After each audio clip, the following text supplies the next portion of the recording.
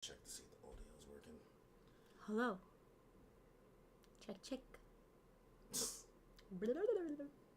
Diane, all your antics are live, just so you know. Let me see.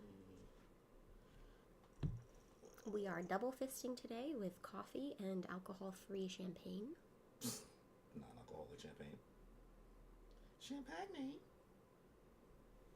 Cheers. And we made sure to have some fun cups because there was a comment in the last video saying that they were disappointed with our choice of cups. with Outsider our cups. outside cups because we went to get coffee before the video. So hopefully these are fun enough. Yep, audio's there. Outside cups. Yep, audio's all good. Okay. I guess it's not the intro. So, what's good, y'all? Welcome back to another One Piece review. I was about to say live stream because We're live. this is a live stream. So yeah, the first ever Beth finally started One Piece live stream. You're here. You've made it to the post-war arc. So, how you feeling? How you feeling after this long journey here? I'm all right. I'm excited. I'm still a little, traumatized, Shaken up? by Marineford, but I'm doing all right. I'm excited for what's to come. The post-war arc gave us lots to be excited about, especially with the new strength building that's about to happen over the next 2 years. So, I'm okay. I'm recovering okay, if that's what you're asking. Yeah, that's basically. You've had some time to get it together. Mm-hmm. So, before we get this stream started, that was a little short intro. If you haven't already, please be sure subscribe to the channel as well as that notification bell to get notified for more content that I put out. So if you've been enjoying the stream for the first time ever, Beth is live. You can ask her stuff. This is going to be interesting. Like the stream, leave a comment. Don't forget, we also have channel memberships now. So if you want to help support the channel anyway, help us grow, you get access to some videos that are like live stream, live reaction stuff that's behind that paywall. It's $2.99. Helps us, do whatever. Helps us buy more One Piece merch, One Piece props, things like that, like this little crocodile thing we have here. All types of things there. But you didn't know that was there? No. Can't really see. So, without any further ado, let's just get into it, y'all. So, post-war arc. Let's start with the highs and lows. Like, what are your quick thoughts about it? Like, how do you feel about it? Again, I'm really excited of what's to come. Some highs are just the anticipation of the Straw Hats coming back together because we know they will eventually. Now we have to wait a little bit longer. Yeah. But that anticipation and to see who they'll be when they come back together is really exciting. Another high / low, we were introduced to Sabo, who he's a big question mark because we're like, is he actually dead? Is he alive? Who knows? But regardless of dead or alive, he was a huge inspiration for both Ace and Luffy. Yeah. And without him, they wouldn't have been the pirates that they are / were. Yeah. So that was another high. I loved him. And another high was just the backstory. Yeah. That we got to see. Did you expect for, I guess, coming off of Marineford for the story to kind of take this kind of shift in regards to like the tempo or the pace? No, I didn't know we were going to have a huge... I mean, looking back, it makes sense that Oda would give a huge flashback after like a huge event like that. And now we have some of the blanks filled. Yeah. But no, I wasn't expecting this. I never expect what's about to happen, to be honest. Oda does great. Like you never know what's going to happen. You never know. Because it was ramping up for like a while. If you we were on a huge from Sabaody all the way to Marineford, it never slowed down. Even Amazon Lily, a little bit slow, but not really, not right? Too slow. So that's interesting. So let's get into the details of the post-war arc. Let's start with the aftermath after your boy Whitebeard's death. Some things happen here, so you want to like kind of touch on that. The world is going into chaos. No, but when the arc kind of starts, we get kind of just little takes of the supernovas finding out about Whitebeard's death. There are some people celebrating, but little do these people know that shit's about to go down. And then the Fire Nation and attacked. also, basically, we kind of get to see how influential and important Whitebeard was in this world. Yeah. Although it seemed like he may have been reigning over islands, it was actually because he was protecting them. So we get to see those islands now starting to crumble because they don't have him for protection, because the reason why people didn't ever try to take over those islands is because they feared Whitebeard. Yeah, so they didn't want the smoke. Now everything's kind of going to poop. So people are happy he's dead, but it's like, why? Little do they know. And now we only have 3 emperors. Yeah. And we have Shanks, obviously. And Kaido, who I feel like I know too much about that I shouldn't, and it's because they're playing this damn card game.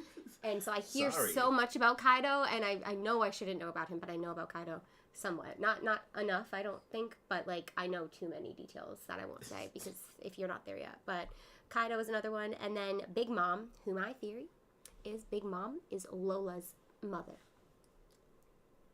Because I'm waiting to find... I don't know how you even thinking about Lola. Because there's little details like that Oda sprinkles in.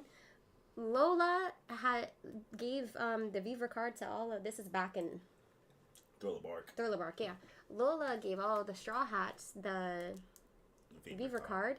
And we have yet to meet Lola's mom. And Lola mentioned that her mom is you won't miss her. She's powerful. So I think that's Big Mom. We'll see. I don't know. Not I hope she is. That'd be exciting. But anyway, so those are the three emperors, and the balance of the world is now shaken. Yeah. Literally and figuratively. Yeah. And also we kind of go from there, and then we get the return to Amazon Lily, right? Yes. So kind of everybody starts to separate, and this is where things kind of start to hunker down a little bit. So hop in there, I guess. Yeah. So Luffy was taken by Law in his submarine, and they went to Amazon Lily. Sorry, I was doing the real shambles.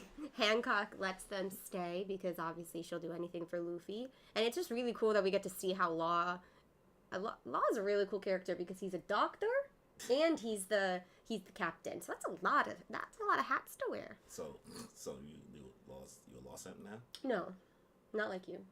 Wow. Sorry. Straight up. He's still a bit of a threat to Luffy eventually. I don't know, but I like him. I mean, of course, I love him because he saved Luffy, basically. Yeah. And I like the hats that he wears, the responsibilities that he has. But yeah, that's Law. When they get to Amazon Lily, Ivankov leaves back to, I guess, their Kamabaka.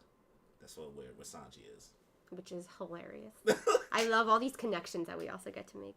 And then when Luffy does... Well, basically, the whole island of Amazon Lily, they were just waiting for Luffy to wake up. And Boa Hancock was, also patiently waiting. And when he does wake up, he freaks out. Yeah. He just asks for his brother. He goes into the jungle of Amazon Lily and just, He's just in disbelief. And he's also still so weak, so everyone's just you can't be doing this, bro, but he is. Yeah. And then the one that kind of calms him down is Jinbei. Yeah. And then the reason that Jinbei calms him down is because he's yo, you still have so much to live for. We know Ace was one of your reasons, but think about your crew. And then there's this beautiful scene where Luffy counts on his hand each crew member, I think in order. Yeah. And but that happens later on, because that's when Luffy kind of comes back from the flashback. Yeah. We get the flashback first. You just yeah, and then he gets over it. No, yeah, it takes a while. Yeah. But Jinbei plays an important role in all this. It gets him to finally reflect and things like that. Yeah. So from that reflection, should we get into the flashback? Yeah, I mean that's really the next part. It's basically flashback took a bunch of episodes. You get into Ace and Luffy's past. So before you get into it, I'll kind of give my thoughts in regards to how I felt my first time going into this. So if we're being honest, I know some people are not gonna like this opinion that I have. When Ace died, I was not affected. I know. Right? It did not really bother me, and I think it was only because the speed in which I binged it versus you, like you're moving at a slower pace than what I did. So like I was just kind of moving quick, and I was just like, yeah, I've seen this dude on screen like 3 times, and I don't think I was that immersed yet where like I felt bad immediately until like this arc came, and I kind of got to see Luffy and Ace's connection more, and I was like, okay, you know what, like yeah, that sucks, bro, like because you didn't get that prior, and I found it interesting that Oda with the approach of telling us this after. As opposed to I mean, maybe that's why. Yeah. Maybe he didn't want people to be as affected. I think the main reason why I was affected was because Luffy went through so much to save him. But then also just like, I think I mentioned this maybe in the last video, but my little brother is starting to watch One Piece, and Ace is his favorite character. And so when I saw that, I was like, oh no. No. And he only knows Ace from Alabasta, my little brother. So I was just, because I think that's where he is now at the end of Alabasta. So he doesn't even know him that well. But for him to have such an influence on my little brother in just barely half an arc, not even like a fourth of the arc, I was like, oh. And then so I started paying more attention to Ace because of that, and I grew to love him. Yeah. So I think that's why it affected me hard. But it affected the world hard, too. So I think you're the oddball out there. I guess I just don't have no emotions. I don't know what it is. Well, you also said you kind of knew. I knew already. That's the thing. I already knew. I literally knew that he was going to. I just didn't think that was going to be the moment. So I was just like, yeah, I already know he's going to get murked. But, like, I didn't know when it was going to happen. And I felt the same way. I was just like, I was like, Luffy doing mad stuff. This is what we're going to really do it? And then when it happened, I was like, oh. Okay, and then you also don't believe that Oda ever kills anybody, and the time he finally does, he violates. He violates. But I do agree that I do understand where you're like, okay, it kind of hit you more due to this arc where we get to see their past a little bit. Yeah. Because they had a rough past. Yeah. Traumatizing past. Yeah. And it's shocking that Luffy is just the amazing little person that he is right now after everything that he went through. Yeah. But... Let's get into the past. Yeah, now. Ace and Luffy's past. So we find out that we're introduced to Don. The Dan. Yeah. Don. The Dan, like a soft A. I mean a short A. The Dan. Dan. Okay. The Dan. Or the Don. The Don. Oh God, which one? I don't know. Just pick whatever feels comfortable. The Dan. So Garp leaves Luffy in the care of Dadan, which we find out, like, Ace is also in the care of Dadan. So they meet each other. Luffy meets young Ace, and Ace wanted nothing to do with Luffy. He was just like, I'm good by myself. But we know Luffy was persistent on becoming Ace's friend. Yeah. He was the only one that he really wanted to be around, and he followed him everywhere. Yeah. During all of this, while Luffy's following him around, we are introduced to Sabo. Sabo is, we find out who he is later on, but when we're introduced to him, all we know is that he's another just like lost boy. Yeah, like lost like boy. in Peter Pan. Another lost. Because he was watching Wendy and Thing movie for a little bit. Yeah. Sabo's another lost boy in whoa, I'm drawing a blank. What's the island called? They call it like the Goa Kingdom. Goa. Okay. Because I didn't. Anyway, so he's another lost boy there. I was like, what's the name of this? And they are basically, Ace and Sabo are saving treasure because they want to be pirates one day. Yeah. So that's kind of cool. And I will say it's kind of shocking to me that Ace wants to be a pirate because he's so hated because his dad was the king of the pirates. Like, why would you go and still be a pirate? So that's kind of interesting to me. But I think they look at being a pirate as being free. Yeah. For the most part. But anyway. So yeah, they're collecting money so that they can set sail and be pirates. And then, again, Luffy's trying hard.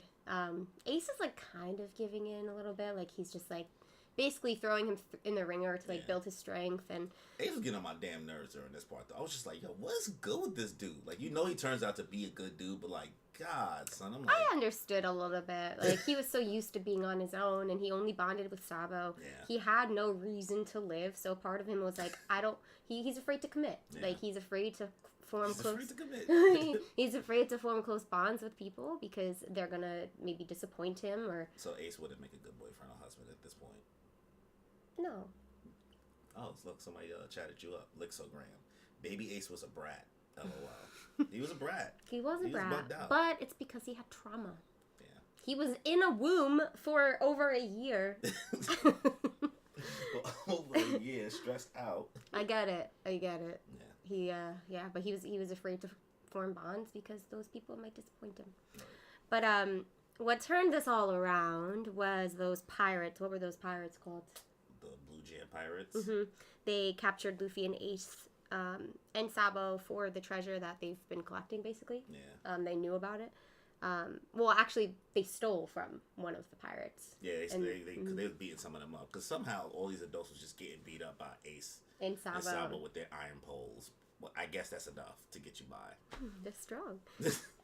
And then, so they were captured, and this is the most heartbreaking part of probably this whole flashback is Luffy gets captured. Yeah, this was rough. Because he's like he is the weakest out of them, and they like tie him up from the ceiling, and they're beating, the main dude is like beating him. Beating the hell out of him. And that's hard. But Luffy still doesn't snitch. Ain't no snitch, boy. Yeah, Ain't no snitch, it boy. took all of that for Ace to be like, all right, you're my bro. I guess you cool.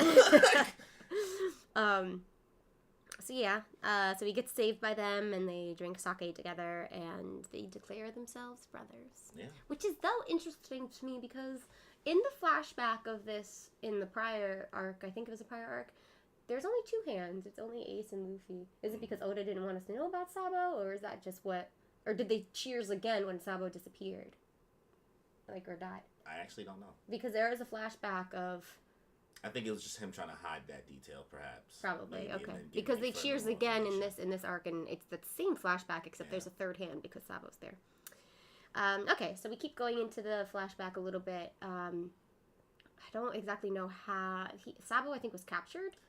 Well, what happened was they was walking through the town. Mm-hmm. So they let some time pass. They showed that they got cool, and then they was like, kind of like in this disguise in the town, and they ate mad food. And and then Sabo showed this like seal thing, and he was able to get them like free food or whatever. And they was like kind of confused, like, how do you have this? Yeah, and he was like, oh yeah, I found it or whatever. It was like some ring or something. I forgot exactly what it was. And then Sabo also passes, who we then find out is his dad, right? And he's like, Sabo. He's like, Sabo. And they was like, yo, how do you know this dude or whatever? And then essentially the guy hires like some people to like basically go get Sabo back. And that's how we then find out that Sabo was like, you know, part of nobility, and like Luffy and Ace didn't know. Nobody knew. But like Sabo was scared to let them know that. Because he didn't want them to look at him any different. Yeah. He ran away from home. But then gets forced to stay away from Luffy and Ace when he gets found. And then we also find out that the family basically adopted another kid. They got another kid. To replace Sabo. And in my mind, I'm just like, okay, so then let Sabo go if it's so easily to replace him. And clearly this new kid is, in your eyes, a better son than Sabo. Just let him go. So I was confused by that. Run away. Like, leave him clearly they had no love for him. Yeah. Very clearly. So maybe they had love, but they just found no use. They had a weird way of showing their love then. Lixogram said there's a little foreshadow with a cup that's hidden. A cup? There was a cup that was hidden, apparently. So, answered your question. Wow. Thanks. So yeah, let's continue on to the whole Sabo. Basically, Sabo ended up getting caught, and like Ace and Luffy were like trying to figure out how to like get him back, but he basically was just stuck, and they was making him relearn things and all that other shit. Yeah. But then he finds out the plan of what the Celestial Dragons are. So let's get into that part. Yeah. So the talk of the town is because everybody knows is that Celestial Dragons are coming. So they plan on burning down the Gray Terminal. Thank you. That's what the word I was looking for. That I guess garbage or the garbage area is called the Gray Terminal. Gray Terminal, and they want to burn it. But there's people that live there. But they don't give a heck. The poor. Yeah. Because One Piece is in real life. Yes. So they want to burn down the Gray Terminal, and because they don't want to look bad to the Celestial Dragons. Yeah. So Sabo is trying to escape to go warn Ace and Luffy, basically. He keeps, like, thinking of them. So, yeah, he tries to go save them, and it eventually does end up getting burned down. Yeah. Starting to get burned down. Because Ace and Luffy got tricked by that Blue Jam pirate dude. He basically let them know, your friend abandoned you, blah, blah, blah, but I could, like, get you some knowledge or whatever about it if you do this thing for me. And then he basically tricks them into, like, planting the bombs all over the Great Terminal. Yeah, so because those pirates were helping the nobles, The basically. nobles, yeah. Mm-hmm. Basically, they hired him to do that. Like they were tricked, though. Himself. Little did they know, they weren't going to get saved. Because they were promised, like, treasure and nobility. Mm-hmm. Like, we'll make you a noble or whatever. They got finessed. Psych. Yeah. So, like, this is where the interesting part happens. Because, like, Sabo is, like, trying to run and get to, like, the Great Terminal, but it's, like, blocked off. But then, like, these guards beat the hell out of him. And then somebody shows up to, like, help him out. Dragon. So this is a part of me... Oh, Butt's asleep. This is why... this is why a part of me thinks that Sabo might still be alive, because Dragon... He didn't really save him. He just kind of, like, checked on him, moved him. Yeah. Right? And started talking to Sabo, and we find out that Dragon is from that island. We don't know who he was, really. He could have been a noble, who knows, but, so Dragon finds out exactly what's happening, too, and, yeah, that was basically it. Not much you can do there. But a part of me is like, what if Sabo is now with Dragon? We'll see. Who knows? In the current time. Who knows? Maybe we'll find out when we get to see what freaking Nico Robin did with Dragon. Because I'm so... I want to know. That's sorry. That's I was like, oh, you jumping. She became my favorite character, by the way. So, essentially, from there, everything gets burned down. And then, like, there's also this big fight with Ace, Luffy, that Blue Jam pirate dude, and Dadan. Oh, yes. That fight. So, that's actually a pretty good fight. Mm-hmm. She shows up to help. And we kind of don't get to really see the fight. Yeah. It just, like, goes to who stays. This is also when we just get to see Ace is the way he was. Where this whole not running away shit. Yeah. He, like, even if it's so dangerous, like, if you hurt his pride or his... people he care about and stuff. Their pride, he will stay and not run away. So that's why Ace and Dadan stayed and fought, but we didn't get to really see the fight because we were focused on, I guess, Luffy at the time. And then they came back. Yeah. They were pretty beat up, but then they find out, so this kind of, the flashback is almost over at this point. We find out that, Sabo leaves, like, a note behind, right? And it gets found or whatever. Yeah, so with Sabo, we didn't really get into, like, how so when the Celestial Dragons were showing up, Sabo was on a little ship. Yeah. Trying to escape. Like, the next day, like, after the fire and everything, Sabo was like, you know what, I'm going to go out to sea and do my thing. And, he wrote this note to leave behind with Luffy and Ace that they end up seeing later. Yeah. But, boy, when Sabo did this shit, I was sitting here like, what are you doing, son? This little ass on this little ass shit. Just wanted to escape. And if the Celestial Dragon, if that wasn't the Celestial Dragon, he would have gone. Yeah. But we didn't see a body. We didn't see Sabo's body, so he might be out there somewhere. Yeah, because he basically went past the ship, and Celestial Dragons, you know how they get down. Maybe Dragon scooped them up. Maybe, who knows? I doubt it. He's pretty dead, so he gets a bazooka shot at him and his little ship. So everybody see that happen. But it's not like he's a devil fruit eater. He can swim, so he gets to be chilling in the water. Maybe. So yeah, basically that happens, and then one of the actual bandits is the one who brings back the information because they found out about the ship thing because they was there for it to see it happen when they got shot. One of the bandits in, like, Dandan. Yeah. The Dan. Still can't say her name. Yeah. Didi. I'll call her Didi. Didi. Lixo just hit us back up again. Great flashback. Thanks for your work, Croc, and thanks to Beth for sharing her One Piece experience. Cheers, governor. But yeah, they bring it back. They bring back the information. Ace and Luffy are in tears from the information because they get the note. He's like, yeah, I'm gonna go out and do my thing. I'll see y'all at sea or whatever. And it was rough. Maybe Luffy will. Ace will not, but. Yeah. We get a little time skip within the flashback at this point, so we'll go there. To the dragon? No, I mean the 7 years later part, like, because from that point, from after Sabo dies. Oh, then we see Ace off, right? Yeah. Then Ace goes out to sea, because he is of age now. Yeah. And 17 is of age to go be a pirate. And Dee Dee is also there to see him off too. And Luffy and Ace are like, see you when we're both pirates. See you and then so much Ace does so much on his journey. Yeah. That I think we talked about last video, but what's interesting with Ace here though is that in the note, like, Sabo told Ace, make sure you be like a good brother to Luffy. Yeah. And like that's when Ace finally, starts to like really step up and show his character. And he was like, he went to the girl. Why am I forgetting her name? God damn it. The girl in the village that works at the bar. The bar. I yeah, forgot. she teach him manners and stuff like that. Like he wanted to like learn how to be polite. And oh everything yes, like that. yeah, I forgot about that. Yeah. Oh god damn it. Yeah, she taught them manners, and we see her again back when Garp goes back to the islands after Ace dies. We see her again. Me that I can't remember her name. Anybody know her name? This girl. Mm. God damn it, it's gonna kill me. Makino. There we go. Somebody answered it for me. Like so Ding. Somebody else. TKL KGB. The bazooka for a little kid was just overkill. Sure was. I mean, but I don't think it killed him. Might be dead. I mean, he might be. Might be dead. So might be a little dead. Just let it go, Beth. Yeah, let it go. So yeah, 7 years later, Ace leaves. And then we find out 3 years later, Luffy leaves, and then we get into that whole thing. Yeah, it was funny here because Luffy, when he was setting sail, the same sea monster that ate Shank's arm is the one that tried to block his way leaving.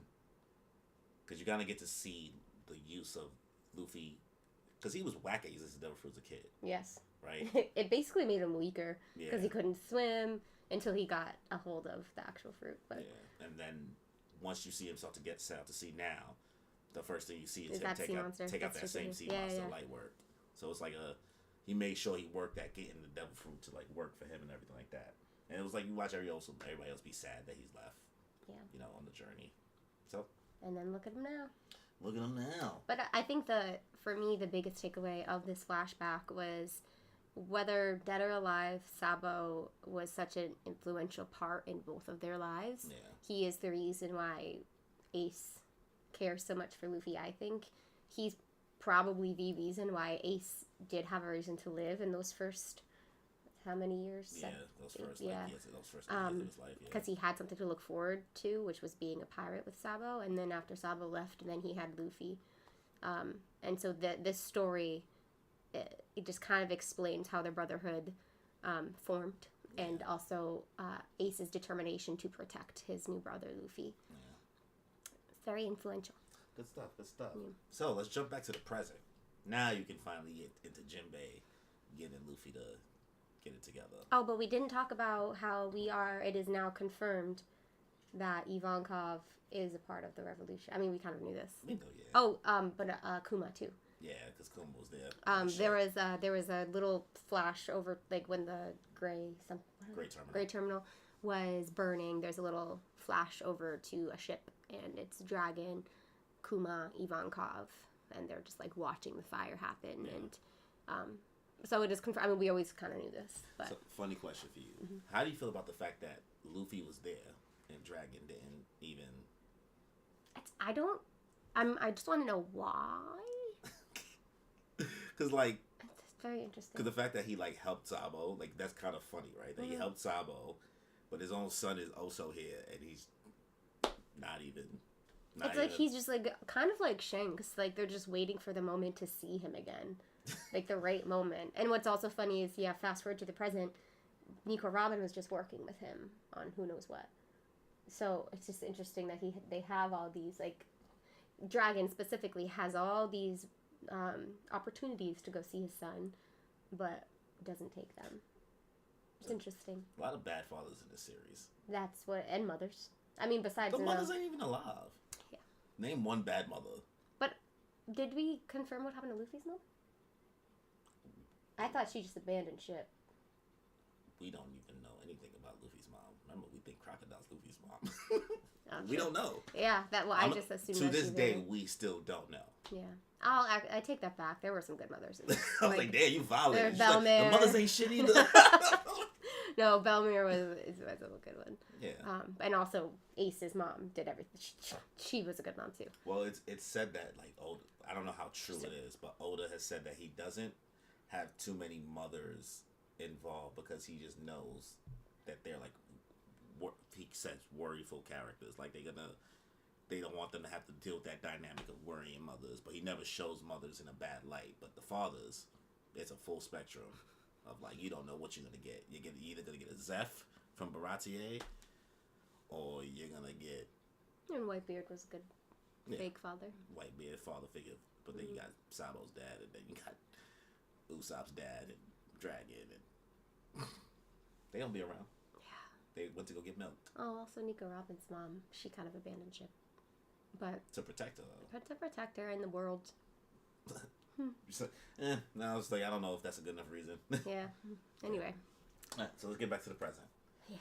Jinbei gets Luffy to kind of get his shit together, so we can start from there. Yes, as mentioned before, because I was very excited about this because it was such a beautiful scene. Luffy just feels like he has lost all hope and all will to live, basically. But Jinbei is like, you do have a reason. Your feelings are valid, bro. He doesn't say that, but this is what I'm saying. Your feelings are valid to be upset, cope, but you still have a reason to live, and they're waiting for you, and they're waiting for your guidance, and that gets Luffy up and motivated, and then guess who swims onto the island? Right? Can we jump to that? That's what happens right after this. I have all these like huge moments in my head. I just forget the order sometimes. Rayleigh swims. Yo, Rayleigh just like built different. It's so amazing to me that Rayleigh is probably, apart from maybe Whitebeard and now fucking Blackbeard, it might be like one of the strongest people in this world. Well, Shanks. I mean Shanks. Sorry, Shanks. Sorry. And the other emperors too. But Rayleigh is one of the strongest people. Like, he just swam from Sabaody to... I mean, I don't really know the distance. We'll have to look at... I mean, it's a lot. What's his name? Tekken. Damn. I have to go look at geography as everything to go see the distance between these islands. Because that was impressive. He swam there. And so for me, I was like, he's one of the most powerful people in this world. And he is choosing Luffy. Is really cool to me. I really like that a lot. Yeah. I mean, maybe it's because of the connection. Like, Goldie Roger's son is Luffy's brother, basically, maybe. But he sees something in Luffy. So he swims all this way to be like, yo, here's my idea, here's my plan, and this is what I think you should do. And we're kind of left on, like, what are they going to do? And then it was, like, such a big, like, people were like, no, don't do it. Yeah. But then Luffy's like, I'm going to do it. Yeah. And it turns out that he wanted him to go back to Marineford. Yeah. Before we get into why, let's get into the other details that happen before that happens. So some other stuff happens. So excited. Because then the Straw Hats come back. Yeah. TKO said Rayleigh is the GOAT. He is the GOAT. He is a GOAT. Indeed. Oh, yeah. Sorry, I skipped all over. I was like, whoa. I was like, you was moving. You was like, and then he did this and then this and then this. The 2-year thing is really exciting. Okay, all right. This is when Garp comes back, because we're also hopping between like different islands. Yeah, they're showing perspective of what's going on around the world. So Garp goes to that island where the bartender is. Yeah. And Dee Dee, thank you. Yeah. Dee Dee beats Garp up for letting Ace die. So this is where we kind of see like Dee Dee, even though she beat them. She was pissed. She hated them, but she loved them boys. Dee Dee. Another good mother figure. She beat these kids. I don't know. You don't think she's a good mother? She was forced to be their mother. Yes. Because they were criminals and Garp was blackmailing them. Yeah, but like, you didn't have to abuse them like that. Dang. Badass kids though. Yeah, they just needed some guidance. She was a good mom. You didn't even feel good about saying that. You was like, mother. Well, not a mom. She was a mother figure. I mean, she's the reason why they are the way they are and were. But, yeah, so she beats up Garp for letting Ace die and Luffy being so emotionally hurt. This was pretty a powerful moment, though, seeing Dee Dee so upset because she's so tough. And so we got to see her guard down a little bit. And Garp had to just take that beating because she not wrong. Mm-hmm. She's like, you care about your job that much, bro? Like, you let them go through all of that? Yeah, that's true. That's true. Like so Graham said, at the same time, those kids were beating tigers and lions. They special kids. That's true. you might have to beat them. You can't do a regular beating with a belt for no kids that's beating lions and tigers. And bears. Oh, my. Sorry. Also, we get to go see... Oh, because after Marineford, we saw Shanks take Whitebeard's body. Yeah. So we got to see Shanks and Marco make a grave and memorial for Ace and Whitebeard. Yeah. That was pretty powerful. Yeah, Rayleigh again swims. Is that everything? Oh, we also see the Sunny has been left on Sabaody. Yeah. And Duval and Hachi have been protecting it. And Kuma shows up and helps to protect it, we find out. Yeah, that's when Shaki was, like, confused, like, so you on our side, right? Like, you good, right? So Kuma was protecting the ship. And you also have, like, the crew saw in the newspaper what happened at Marineford, too. So they're all freaking out, trying to rush to get back. Because before, it seemed like they were a little bit more complacent about where they were. But when they saw that, they were like, yo, I gotta go. And everybody's like, whoa, what is going on? So, like, everybody trying to find the quickest means to escape. Yeah, Nami was going through everything to try to escape up on the Weather Island. Usopp fight for his life, but he got fat. He was so big. I was like, what is happening? Frankie bugging out, like Zoro fighting the monkeys. It was just a lot happening. The fact that Zoro is also with Hawkeye? Yeah, how you feel about that? When you noticed that, you was like, what is going on? Sorry, that hurts. This is going back to when I said 2 videos ago, that they were all pawpawed to an island for a specific reason. The only one I still have a big question about is Sanji. Because I think it made him worse, but we won't get into that because that's jumping way ahead. But we kind of got to see why I think Kuma put them all on specific islands. For Zoro, it was for him to get, this is kind of jumping ahead, I guess, but him to get stronger with Hawkeye. Like, that is his number one enemy because he wants to be stronger than him. Nami learned so much more about weather to be a stronger navigator. Usopp was on that island and learned how to use plants to help his slingshots and everything. Frankie got into Vegapunk's lab and learned so much, which is cool. Who am I missing? Chopper. Chopper's choppering. Chopper's doctoring. Yeah, and then Brooke. I guess that's later on, but Brooke, his was funny, but I guess it didn't really make him like a stronger pirate. And Sanji is just, I think it made him a worse person, but that's just me.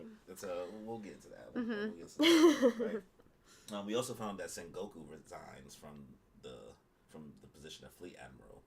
Yeah, and isn't Fleet Admiral the strongest? The highest, yeah. And you can be in the Marine? The Golden Buddha dude. Yeah, I know who that is. He recommends Aokiji to take his spot. So we don't know what's going to happen there. Which I think is kind of cool, because there was a point where I thought Aokiji could be good for his kind of almost protection or his checking up on Nico Robin. Yeah. So that might be fun. Like the fact that he listened to Saul and all that. Like when Saul asked him to make sure she gets off the island okay, like she didn't do nothing and all that. Yeah. With some other Marine stuff, Kobe gets told in the hospital that he has a hockey. Yeah, he has Mantra, which we were introduced to in Skypiea. Yeah. Right? So that's cool. We're finding about all the hockeys now. Mantra. all the hockeys. Mantra is when you can hear and I guess feel like every single person in a certain distance from you. Yeah. But then also you can predict what they're about to do when they're fighting you, right? That's also Mantra? Yeah, there's a lot of different ways that it can be interpreted and work.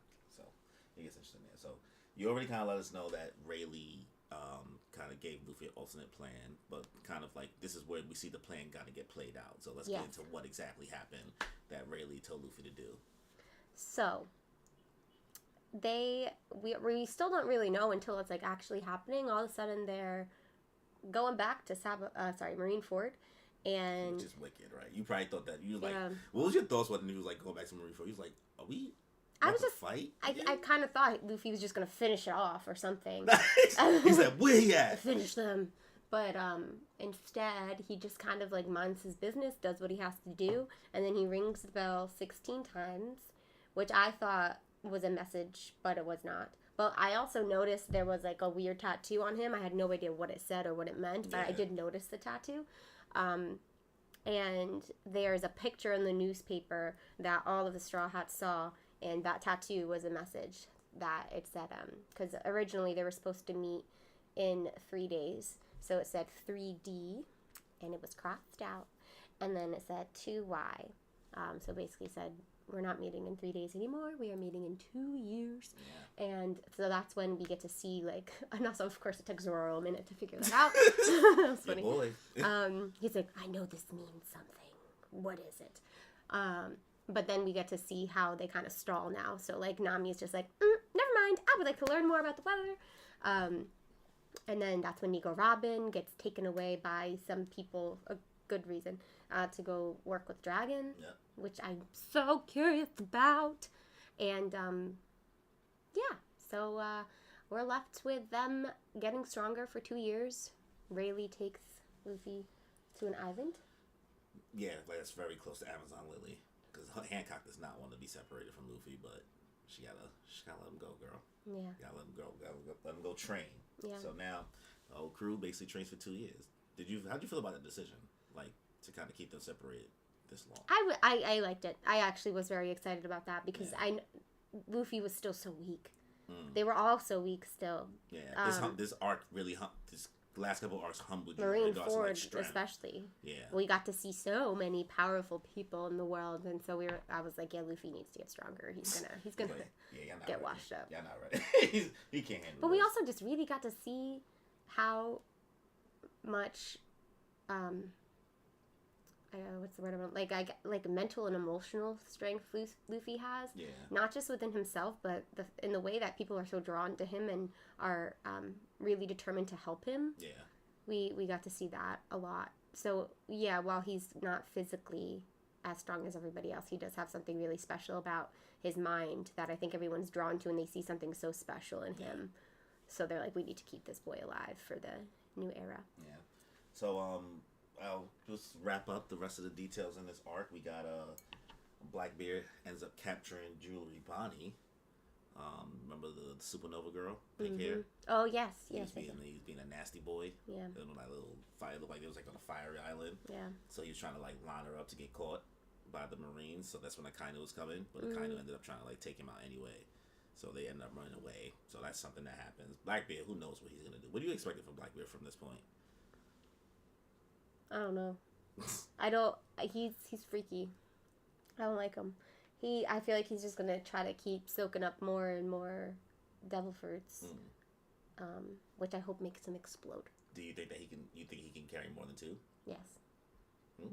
I mean, they made the comment that he's built different, like his body's different. He's literally built different. Yeah, so I feel like he might be able to. Yeah. I mean, he doesn't need more. He has the 2 most powerful, I think. Yeah. They're so wicked. And then Doflamingo apparently kills Moria. And he says that he was told by some higher power than the Marines to do it. So, which must have been an elder. Yeah, one of those old people, you think? Yeah, it's interesting. I don't know why you can see why. Because, is Moria that useful? No. But then who's going to replace Moria? We don't know that yet, right? We'll talk about it a little bit. We'll get into it a little bit. And then, Luffy goes to train with Rayleigh. Hits the symbolic moment where he takes his hat off. Leaves it on a rock, and they show you the image of like the Vivre card and the hat, and then they instead of it saying to be continued at the end of the episode, they hit you with the see you in the new world. Yeah. So that is the end of the post-war arc.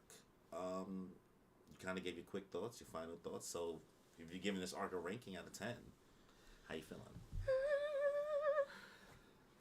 For the flashback, also remind me. I might be jumping. at the end of this arc, do we find out about all of Luffy's haki? You mean the different forms of haki? Mm-hmm. I forget. You if that kind of was... are getting ideas of it, but it We're wasn't not. until we watched the 3D 2Y thing where you kind of get the exact names of different stuff. Okay, so that, at least I think. Because I loved that, but that's for the next thing. Okay, so for the flashback, for the character building due to the flashback,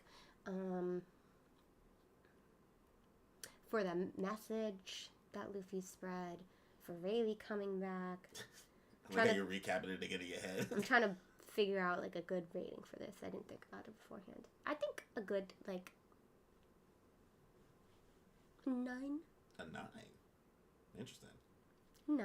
A 9. It set us up for what's to come, which I know what's gonna come in the next a little bit because I've been ahead and it just took me a little while to do this. But Redhead Hollow Jeff came through. He said, "You're here to show some love to the homie. Yo, thanks for stopping by." You're talking about me, right? I'm the homie. You're obviously the homie. I'm the homie. Yeah, nobody's here for me. They're here for you.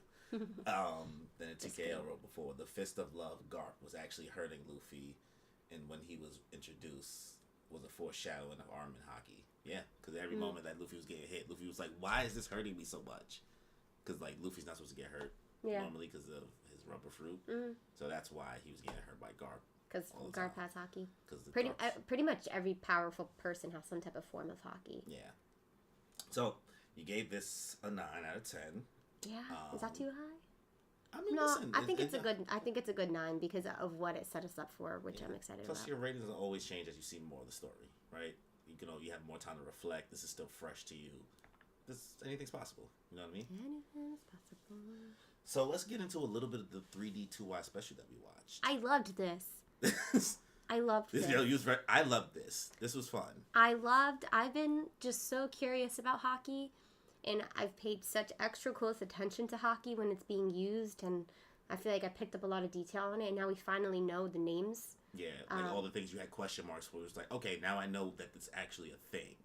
Yeah. Yeah. Because what they chose was interesting in this. How do you feel about the whole blackening of stuff to show that hockey's being used? How do you feel about that in this? That was interesting because we didn't always see that. Yeah. Because some people say that Oda did this because we didn't our crew or Luffy and everybody else didn't have knowledge of what hockey was, so they couldn't see the hockey. Necessarily, hockey isn't something. The arm hockey isn't actually visible, but it's just a mechanism to show us the reader that it's being used. Okay. So that's why, because we have that knowledge of it now, that's why going forward you'll see that kind of black coating on people who are using it. But let's get into a little details about it. We won't spend too much time on 3D2Y, but you can kind of talk about what it's about for the most part. Yeah, this is where we get to kind of see what's happening during these 2 years with Luffy. We see that Rayleigh is kind of giving him the 411 on what hockey is and what type of hockeys there are. So there's the observation hockey. There's the armament hockey, and the Conqueror's hockey. And the Conqueror's hockey is what I've been so excited about because Luffy's used it just unknowingly. Yeah. So Rayleigh just helps him get a better understanding of what these are and how to control them. So observation hockey, is that the ability to like predict what someone's about to do? So. Oh no! It's the ability to feel when someone's coming too. Like it's all. It's all under observation hockey. Ah. So the reason why you may think of the word. So depending on where you are, people know what hockey is. It's a worldwide thing. You know what I mean, and just a universe-wide thing within this story. Some cultures may call it different things though. They just so happen to call it mantra instead of hockey, right? Just like how there's certain things that they called the fucking thing the island Earth instead of just calling it the island because they didn't know the concept of an island. So that was observation hockey that Anel and all those the little girl was using. It's mantra. They just call it mantra instead of observation hockey. But in the greater world here, that's what they call it. Observation hockey, armament hockey. Look at this such hockey. Cool world building. Like Oda even thought like cultures are so different in our real world that we have to make sure that in this One Piece world that cultures also say things differently. Yeah. That's genius. Wow. Oh no. But so the way for Luffy to train for observation haki or mantra, Rayleigh blindfolded him, correct? Yeah. So he blindfolded him and was like, you need to predict when someone is approaching, or in this case, an animal is approaching. Yeah. So that was how he trained for that. The armament, that's the... Yeah, that's the hitting one. Rawr. That's what you saw, what's his name using? The big sumo person. Yeah. Sentomaru, because remember he was able to hit. The nephew. Yeah, he was able to hit without actually like making too and that's much what contact. Garp clearly has power with. Oh, Redhead Holojeff said, yeah, it's all under observation and future sight as an advanced version of observation hockey. Cool. And then Lixogram said, I am Professor Croc. He is. You would think he went to college courses on this, honestly. I went to college, but not on this. Then we have Conqueror's Hockey, which is the rarest. Yeah. And this is what Luffy has been able to use without knowing, which I'm really excited that he has more power. And this is what Shanks, we've seen, has, where he just like walked on Whitebeard's ship that one time and everyone just like passed out. I just bumped the mic. Everyone just like passed out randomly. So that's quite cool. So I'll be trying to use Conqueror's Hockey on the dog. It never works. Doesn't work, sorry. I feel like she has Conqueror's Hockey though on us. Maybe. I don't know. Dog is built different. Built very She different. looks at me and then I give her a treat just because of her hockey. But the special was interesting though, right? It's like a lot of weird cast. I think like I know it was a special and it's not truly a part of the story, right? Yeah. I think it was just so important for me to see it though, because I would have been wondering what Luffy's been doing. Yeah. It was fun stuff. And also, Lexograph said Chapter 1 was also hockey from Shanks on the Sea Monster. Mm-hmm. Yeah, it's the first time you see it, which... Ever. Oda's a madman. Think about it. That was in Chapter 1. Mm-hmm. Because from the anime and the manga is actually different. The first chapter opens up with the Luffy flashback, not Luffy coming out the barrel. Oh, look at that. So it's very, very interesting. But Chapter 1, you saw hockey. We just didn't know what it was yet. Yeah. But yeah, we got mad people in the special. We got Hancock. We got my boy Buggy, not your boy Buggy, but my boy Buggy, Perona, Mihawk. So it was a fun time. I'm trying to think. I'm trying to remember exactly. I know they took Hancock. What happened was the dude, so Burn-D, which is funny because like his name isn't like Burn D, like Monkey D. It's just Burn-D, which is Burn-D World. He basically got betrayed by his crew mad years ago and was locked in Impel Down until the Impel Down escaped because of Luffy. Yep. So you gotta see the repercussions of it. And he basically wants to kind of get revenge on the world and all that stuff because of it. So he shows up to try to get the attention of the government by trying to take a warlord and intercepts like Hancock and all that, but takes Hancock's sisters. Yeah. And Luffy got washed up immediately because he could not handle him. And then that's when they all get together, just like, oh, we're gonna go get him and go beat him up or whatever to try to get our sisters back. And that's when everybody else shows up. Yeah. And it's basically kind of a rescue mission. I'm seeing a trend with these like movies and like the fillers. It's always like the villain in these like fillers, they are like betrayed by their crew or they lost their crew. So they're trying to get revenge on the fact that they lost their crew. Because it's been all of the fillers or the movies I feel like have been that. Yeah, because Shiki, that other one random movie. A lot of people didn't watch that movie, by the way. So it's the one with the flower. Oh yeah, stuff. And but that was the same reason. Same kind of reason in there. Interesting. He had this guy, the Burn-D had more for. I don't. I mean, that's a cool power. It's just so vague. Yeah. Like more. I'm gonna make it way more. I'm gonna make it more fast. I'm gonna make it more heavy. Like it was an interesting power. Pretty cool though. It was kind of sad though, because like you said, like you felt it was like I kind of feel bad for this dude. Yeah, I did. Because he literally got betrayed. He didn't know how to trust nobody. His older brother, who was smaller than him, was really frail. Yeah. He had some type of like, it seemed in this world like an autoimmune disease of some sort. Yeah. From birth.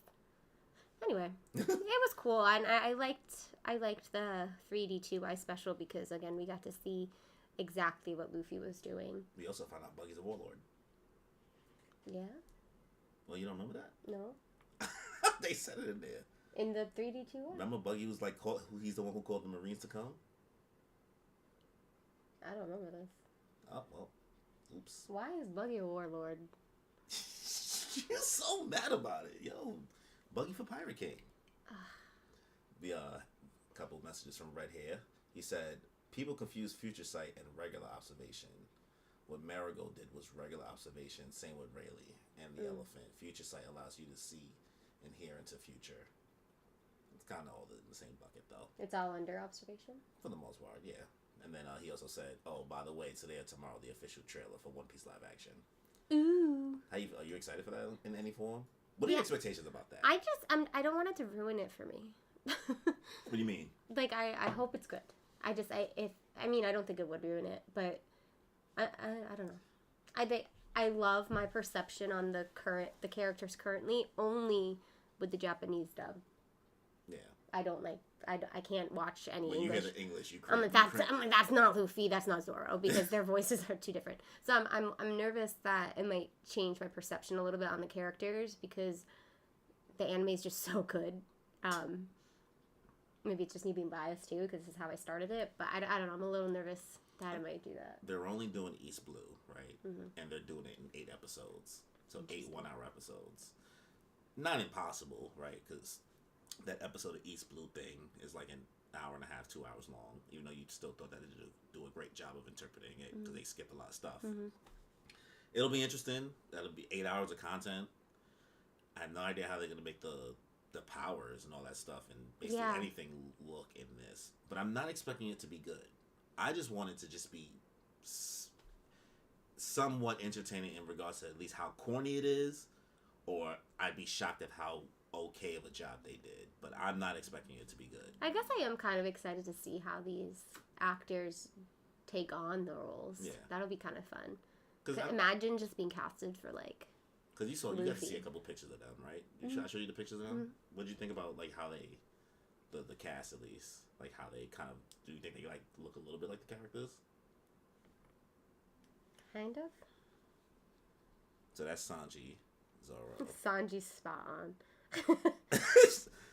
Nami, that's Luffy. Nami's pretty good too. That's Zoro and that's Usopp, obviously. Yeah, they casted them well. Yeah, and then like this is like somebody made it seem like it was actually them. Did they change their hair though? In the live action? If Zoro doesn't have green hair, I don't know how I'm gonna feel about that. That'd be a very interesting choice if they chose to not. Because his nickname is Mosshead. I mean, we'll see. We don't know. And Nami not being a redhead is interesting. I mean, blonde is. She might be red in the thing. This is not them as the Straw Hats. Yeah, I know. I hope they change the hair. This is just them. Although I think Nami being blonde is okay because she still had a style in that picture. You think so? Mm-hmm. I think it's because you really have to temper your expectations at this point. You're just like, whatever, man. No one like points out Nami's red hair really. Yeah, but they have to. The one thing about you're new to the anime internet, they will rage. They will rage. Red Hair said, "Yeah, I expect it to be decent, but Matt Owens is heavily involved in the community, so he has his ears to the streets. But most people won't be happy about the thing. Yeah, the guy who's actually directing it, he has been on some like One Piece like YouTuber channels, like and like had conversations, like live streams with them. So he's well versed. He's in he's in here with us in the trenches. That's good then. So because that's not often you hear stuff like that. Yeah, good for him. Yeah. So yeah, that was 3D2Y. It was cool, right? It was fun filler part. I guess let's talk about some quick little updates. I'll ask you some questions since we're here on the live stream. So what's your Straw Hat ranking looking like? Oh God, you didn't prepare me for this. Based on, because I am in Return to Sabaody right now. No, I'm way past it. We'll give full context. We'll get into a little bit of Return to Sabaody in just a little quickly because we're not going to do a full review about it, obviously, right now. You're in Fish-Man Island. I'm in Fish-Man Island, but my ranking has changed because of their return together. Yeah. So we'll give the context of yes, with knowing all of that information, even where we are now in the beginning of Fish-Man Island. What are your Straw Hats rankings? Yeah, Nico Robin is my new number 1. I love her auntie vibe. I love her sarcasm and just like, I don't know. She's moved. I mean, she moved up after we learned more about her in Impel Down, but so she was my number 2. But Manny's lobby. Oh yeah, that's what I meant. One of the prisons. Yeah. So yeah, I think Nico Robin's my number 1 right now, and Zoro moved to number 2. He's been a little bit since he's returned. I mean, I'm very curious to know exactly what happened with Hawkeye because now he can't open his eye. he has a cut on his eye. He has that cut. But he's a little like too emotionless for me right now. Yeah. I mean, he's always kind of been emotionless, but you've seen a little bit of vulnerability with him. Yeah. But he's still up there because his sacrifice that he's made for Luffy. He's loyal. He's loyal. I don't know if I can put numbers to everybody, but I will tell you that Sanji has moved way down. He's really annoying me right now. I hope he moves back up, but like, holy moly, he's so perverted, and it's getting annoying as heck. Like, the fact that Chopper is so worried about his life because he's bleeding out of his...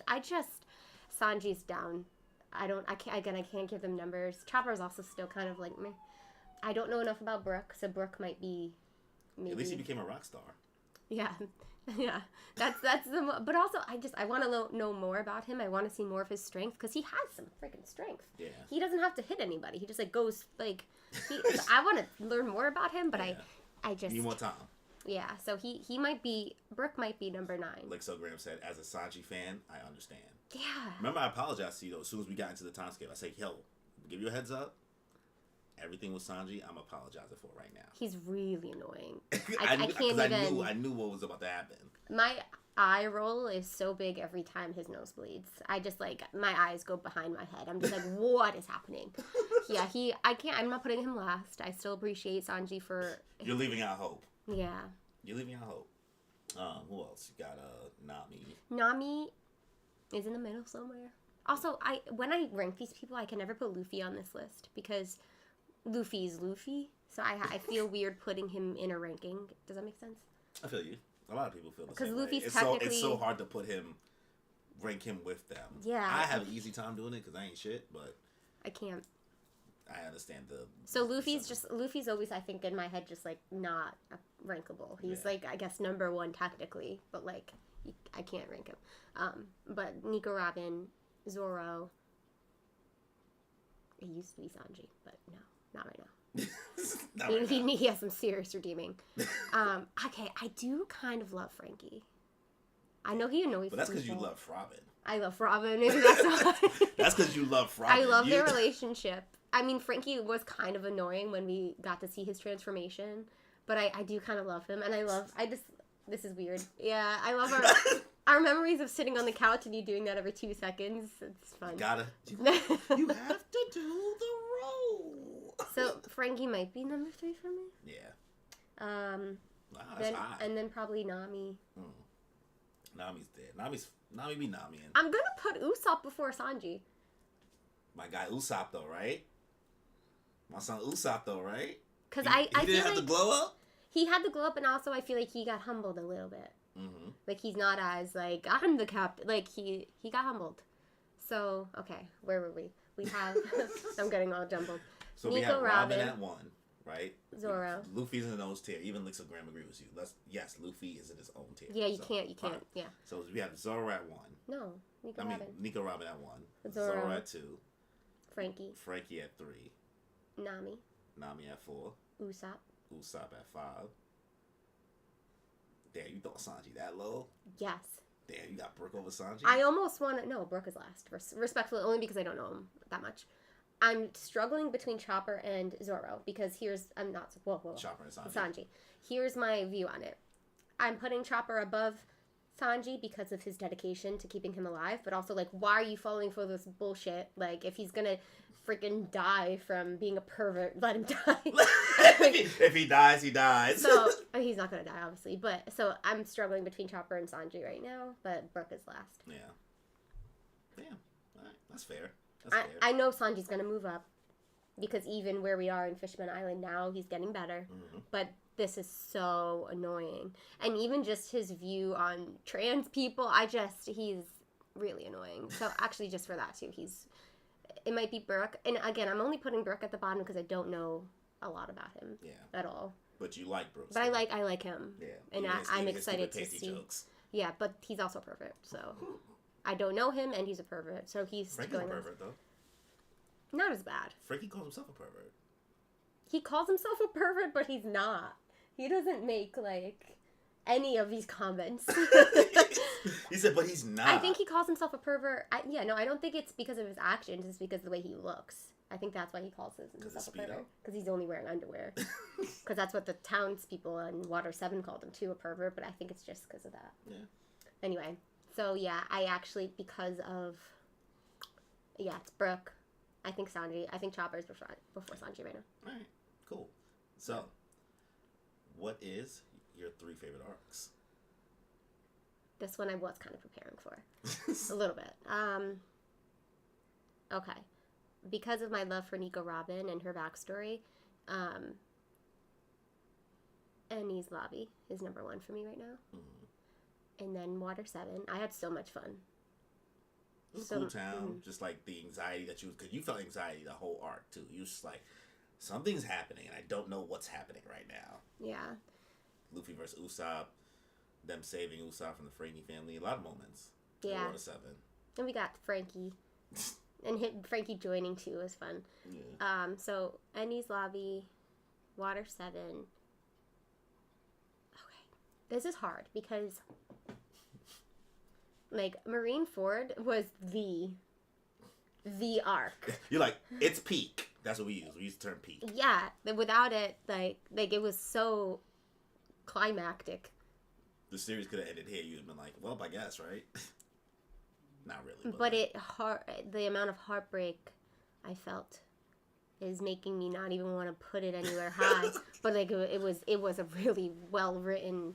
So maybe those are my top 3. Put Marineford up there. Mm-hmm. I loved Impel Down too. Impel Down was fun, so I would say Impel Down's in my top 5. What's your least favorite? We'll just do like maybe the least 2 favorites instead of 3.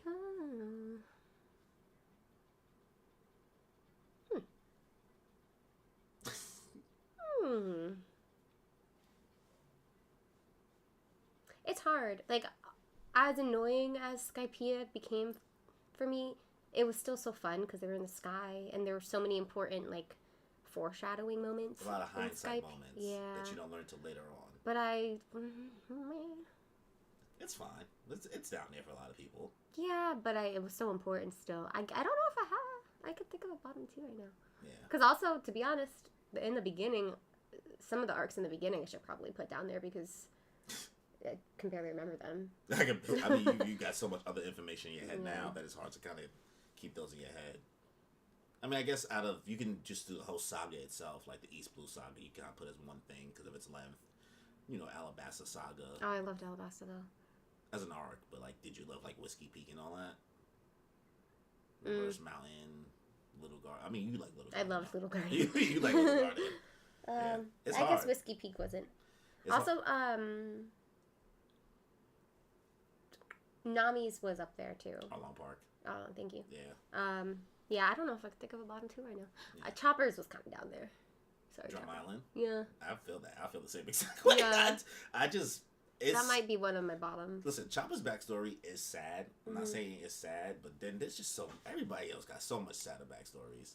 I don't know. That's just my opinion. But like I said, I'm a little bit more heartless about certain things. Yeah. Too much logic. Alec Carrion said, hi, how are you? Hi. I'm good. I'm good. I'm chilling. So I guess we know your Straw Hat rankings. We know your arc rankings, where you're at for the most part going into the story. So I guess we won't do a full review. We'll just talk about it for the stream just a little bit. And also, you guys feel free to ask her any questions if you have any questions in regards to opinions or thoughts on specific parts of the story. No spoilers, obviously. I'm going to read before, so I will know if you're spoiling something that she shouldn't really know. I can't see it. There's already some details anyway that you have said out loud that I shouldn't have been saying, but it is what it is. You didn't catch on to it probably. Exactly. Okay. So let's talk a little bit about returning to Sabaody, right? You gave your Straw Hat rankings, but how do you feel about the redesigns of all the Straw Hats going into Return to Sabaody? I appreciated it all. It was good. Do you think anything was a downgrade or? It's Sanji. The design? I'm talking about the design. I'm not talking about everything about Sanji was a downgrade. No, the designs were cool. I liked them all. Yeah. Frankie was a bit much for me because I'm like, how are you moving? But I don't know. But I grew to love it. Yeah, I liked all the redesigns. Zoro, the eye is actually kind of annoying me. The one less eye? Yeah. Because you just don't know why. Yeah, I guess. Yeah. I'm just like, open your eye. Now we got long hair. Yeah. They all look fire. Nico Robin doesn't fully look like herself. Like, you have, he has a little statue of her, how she is now, and I had to question if that was Nico Robin, and now I know. Because it don't look like the older. Yeah, but I love it. Yeah. I do. They all look mature. Chopper's whatever, right? New hat. Yeah, I'm interested to see Chopper's new strength. Did he get freaking control over the monster Chopper? That's what I want. That's what I wanted for him during these 2 years, was for him to get control over his monster being. Yeah. Because that's so much power that he holds. But we got Brooke. The superstar. Brooke is basically a rock star. Still the same. Oh, he just bones anyway, so he can't live with someone different. Mm-hmm. But what did you think about that point that he became like the Soul King? Do you think that was funny? It was fun. It was. It was fun. Good for him though, because he was a musician. So it's like he's. I'm happy for him. Yeah. You know, it's like he lived an interesting life. He lived 2 lives, and in this second life that he's living it up. He's living it up. He has new friends. He became a superstar. So I'm happy for him. I like it. Sanji got a goatee. Yeah. You just told you fine. Last time we. I like the way he looks. Yeah. Who else? Usopp. We went to, for my birthday, we went to a One Piece restaurant, and there was the new Usopp, and I was like looking at it, and I was like, Usopp doesn't have abs. Usopp doesn't have abs. And then when we saw the Return to Sabaody, I was like, oh, Usopp does have abs now. So what I saw at that restaurant was the new Usopp. Yeah. A lot of spoilers in that restaurant, but you probably still didn't pick up. It went over my head. Yeah. I was just like, that's a bad design of Usopp. What was that? What's this fan fiction? Like, Usopp looks that good. Yeah. I'm happy Usopp is humbled a little bit too. Hopefully it stays like that. Oh, somebody has a question for you. Uh-oh. Muhammad, is One Piece so far the best fiction story for you? Yeah. Yes. I sometimes forget the difference between fiction and nonfiction. I mean, I mean, like, you watch some Marvel movies, but, like, I guess those don't really count. No, One Piece is just like, it takes you into... I guess you could compare it to, like, Game of Thrones, Star Wars. Did you watch Lord of the Rings? Mm-hmm. I don't watch Lord of the Rings. I don't know. I love Lord of the Rings, but no, I think One Piece is number 1 for me. Yeah. It's like transformational. It gets you so invested if you do it right.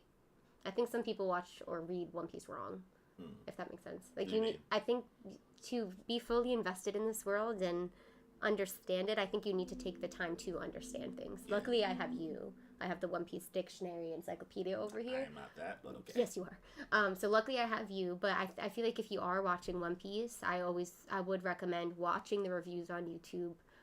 Maybe not these ones because I'm all over the place, but maybe not ours, but Murphy I think does a wonderful job. Amber, I think watching them to get other perspectives, but also you'll learn something and see something that you probably missed that plays such an important role to the world building.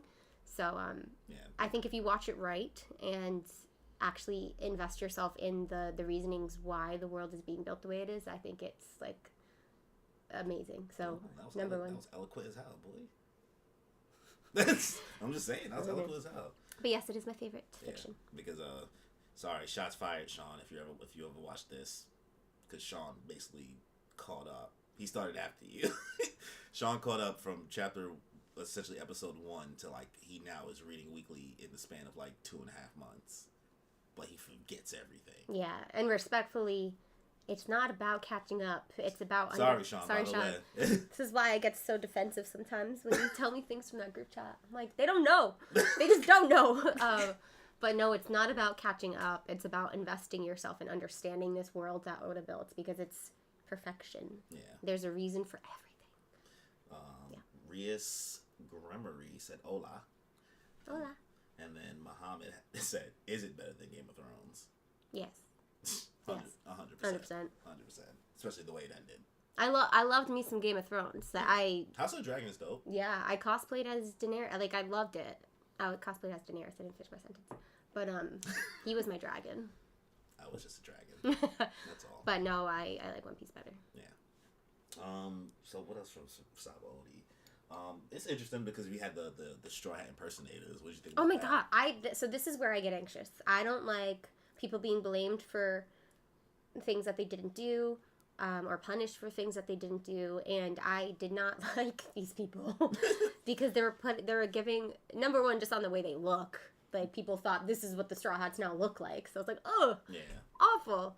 But they were getting blamed for so many things. They were mean. They just, like, hurt harmless people, innocent people, and that's not... So they were giving Luffy a bad name. So thank goodness that was cleared up at the end. Yeah. But, yeah, I did not like them. It was... Oh, funny thing about Return to Sabaody is, guess who was there first? Somehow. Zoro was there first. Still got lost, though. He still ended up on some random shit. Yeah. See Zoro, but he got there first. And then Zoro and Sanji are getting a little annoying by their rivalry. Oh my goodness, yeah. They got really annoying in this. You just like, grow up, guys. We've been through so much. I'm waiting for their brotherhood to form. Yeah. And also, like, the fact that you kind of really get to see the strength difference. Yeah. When they fought the pacifistas and stuff. Oh, yeah, this was huge because they were washed up by the pacifista, or almost washed up. Well, they were struggling with just one of them, and it took all of them. But Zoro and Sanji just knocked them out real quick. Light work. And also, was it here? Luffy using Conqueror's Haki regularly now. He just dodging light beams and shit. He has so much power and control over it now. It's really cool. Yeah. I might be jumping ahead. There was a scene, it might be in Fish-Man, never mind. I still, do you remember I was kind of shipping Nami and Zoro?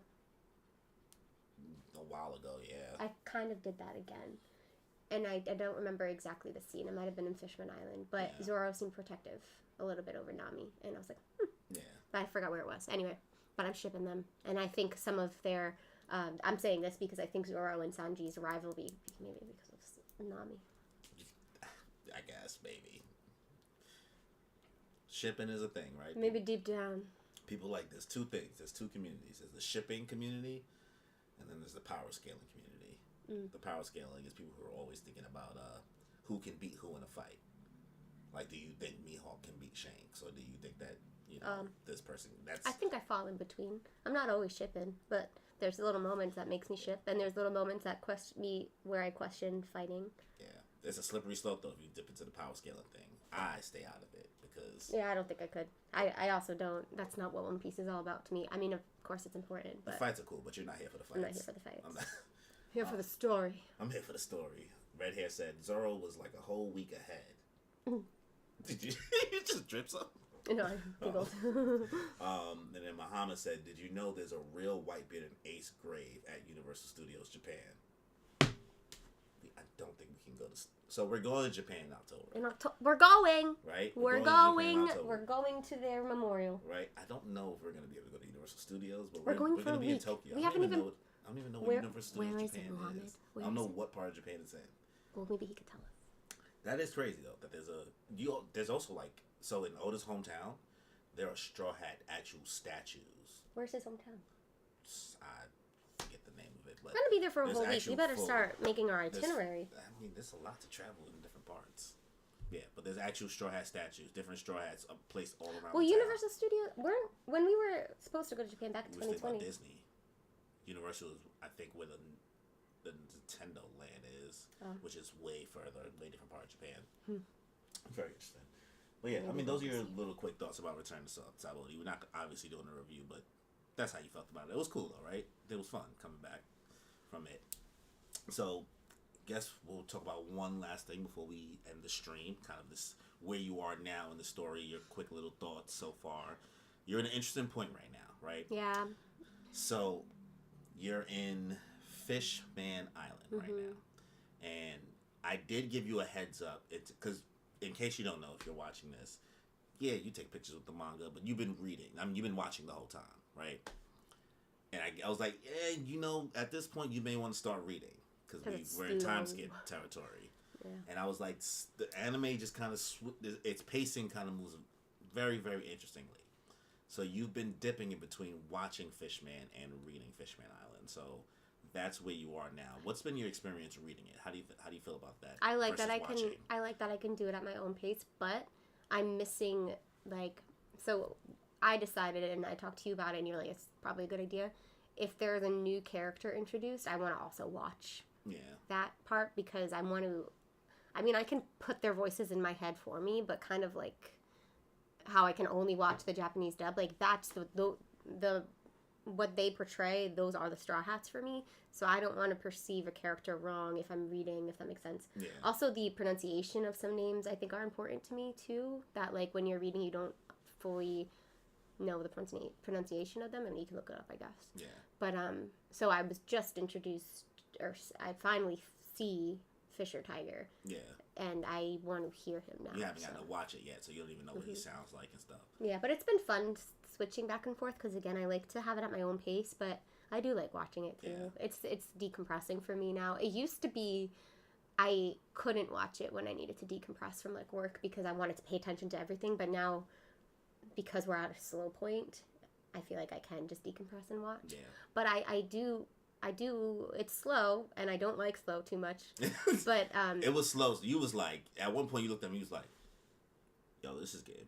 This is boring right now. This is But I do like that we're learning more about Fish-Man Island and the hierarchy of it, but also how it plays a huge part in like the Void Century we're starting to learn about with Nico Robin. Yeah. And also just the hierarchy of the world in general, and the racism of the world we're learning a lot about. And also just like the racism within the community too. It's so interesting. Yeah. It's so interesting. Yeah, it's hard to know a lot of things, you know, kind of like the fact that Arlong is a factor in a way here, like and that's from so long ago. It's interesting. A lot of people, I mean, you're not through it yet all the way, right? You just met Fisher Tiger, so that's where you are. Literally, the panel was him, and then I stopped reading. So that's like kind of your light, quick thoughts on Fish-Man. We won't go any deeper than that. You know, if we make a video on it, then we'll get more deep into that from there. But in regards to if you had any recommendations for anybody getting to the series for the first time, do you recommend, like, what are your thoughts in regards to giving somebody like reading versus watching, or just like kind of like what to expect as well? So both questions I'm asking, if that makes sense. Kind of going back to what I said before, I think if you are going to watch this, just do yourself a favor and invest in it. Like, watch reviews on it, get to actually understand the world, because you'll love it so much more. I do recommend, I think, a mix of both reading and watching. Yeah. If you can, if you have the time for it. I barely have time for anything, but I like now reading a little bit. But I also think it's so important to watch. But also, I think it depends on your preference. If you're a reader, just read it. Yeah. If you have more time to read too, like for me, the only time I read is when I'm on the subway. Like I don't read at home because I'm home and I watch. Watch. Yeah, I don't think I could fully like suggest reading or watching, because I think it depends on the person. Both are a viable option. You know what I mean? Like, I think a mix of both is the best of both worlds. Yeah. But because there's some people who, obviously, you are where you are now in the story, right? So when you first got in, I kind of had to give you a lot of benchmarks of like, hey, so like around this episode is where I think it actually gets interesting, and I'm very honest, and I'm not clouded by any type of. I don't have nostalgia for the series.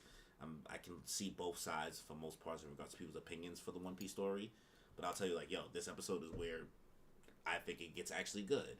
This episode is where... Although you didn't give me any trigger warning on Ace, so... I told you that this around here is where shit hits the fan. That's all I told you. That's all I said. I wasn't going to tell you the Ace thing. I just said, yo, shit is going to hit the fan here. Well, you could have just said, like, hey, you might be triggered. Someone dies. Why would I say that when you was believing the whole time that no one dies? So I could have really ruined that because you were going to expect something. But yeah, in regards to like reading versus watching and getting to certain parts of the story, for somebody who feels like One Piece is too long, or just they don't get why it's this long, why it's still going. Oh, What would be your thoughts on that? Just trust the process. That's all I can say. Just trust the process. It's long for a reason, and you're going to be very upset if it just stops. Oh, you're going to be very upset when it ends. 4 years, right? Maybe. Possibly 4 years. 4 or 5 years. Yeah, because you'll be caught up soon. Yeah. You ain't that far no more. Think about it. You are, congrats, by the way. Clap, clap, clap for you. Like, you are more than halfway through. You're almost there, bro. You was at 0. And here you are. Here I am. From, 6-7 months later. Mm-hmm. So maybe end of the year. We'll see. We got a couple more comments, it looks like. Let's see. Muhammad said there's also a Baratier at Universal Studios Japan. So we're going to Universal. I guess we'll find out how. We'll make a vlog. Red Hair said Oda's hometown is Kumamoto. That's the name of the town. Then Muhammad wrote back, but sadly the One Piece Tokyo Tower was closed down due to Corona. So that sucks. And then Red Hair also wrote that Oda donated money to his hometown when there was a huge earthquake that struck the area. Hear about this. And also, fun fact, Luffy was the first ever character to donate money. Oh, wow. So with that, didn't someone say, or you told me, that with that earthquake, didn't that inspire some of the story? Or am I making that up? You might have watched something. I've never had a conversation with you about that. So I don't know what you may I have heard. could. Maybe I made that up. Maybe I dreamt it. You have One Piece dreams? Maybe. It's crazy. Because I feel like I heard that Oda donated before. Yeah. Well, that's what it is, right? All right. So, I think that's it. We're an hour and a half stream at this point. This is our first ever live stream. How do you feel? How do you feel about doing this live? It's not. Do you feel more loose or this is more pressure? I don't feel any pressure. I'm chilling. Oh, you different. I don't feel pressure. I don't feel pressure. It feels the same. I think. Yeah. Because I don't do any of the editing. So I don't have control over what goes up anyway. Wow. I try. I'm like, edit that out, but you don't sometimes. We're here for the raw. Let's see. Right here, I have one more thing. Speaking of One Piece, they're going crazy at the Netflix event. But peace, y'all. Gonna watch the stream. Nice. Yo, appreciate you, Red Hair. Also appreciate everybody else for coming through for the stream. Muhammad, Ria Scremery. We have Alec, Lixagram. Did I miss anybody else? TKLKGB. Thank you all for coming through for the live stream. Best first ever live stream ever on anything at this point, right? Yeah. This is the review for the One Piece post-war arc. Beth finally has finished it, and we're in Fish-Man Island now. So finally, mermaids. So at this. Oh, I will say I recommend dabbling in the books because Oda does like these interview questions in between. So we call them like the interview questions. Yeah. They're so fun. I learned that he only designed. Well, he didn't fully like think about it too much, but he made that the woman mermaids, they are the only ones that can go on land. Anyway, it's really cool. I love reading the interview questions because you learn a little bit more about Oda and his way of thinking, his thought process. So I do recommend the books for that reason too, and like actually take the time to read the in-betweens, and they're fun. The cover stories and all that cover stuff. Stories, yeah. Yeah. Anyway, sorry. That was She's like, one more note, by the way. I loved that. Yeah. That's fun. Yeah. So, thank you again, everybody, for coming through for the stream. We appreciate you guys for, obviously being here for the journey. Beth has come a long way, but she seems like you're a One Piece ride or die now. Yeah, I am. Right? You're here. I'll You defend definitely do defend it, because there's times where you get feisty for One Piece with other people's opinions, aka Sean, when he has opinions that you don't agree with. So you get hot. So it is what it is. So like, are you even watching it? Are you paying attention? Why don't you think this character is good? So yeah, we'll end the stream here. Before we end the stream, if you haven't already, please be sure to subscribe to the channel, as well as hit that notification bell to get notified for more content. Wrap it out. So if you've been enjoying the stream, be sure to leave a comment, let us know your thoughts. So, on that note, y'all, you still jumping? Oh no, sorry, that's the bearded dragon. I have a lizard. She's a bearded dragon. I've had her for almost 9 years, and she just like jumped off a log. Bust ass. Anyway. Yeah. Enjoy your life. What is she doing?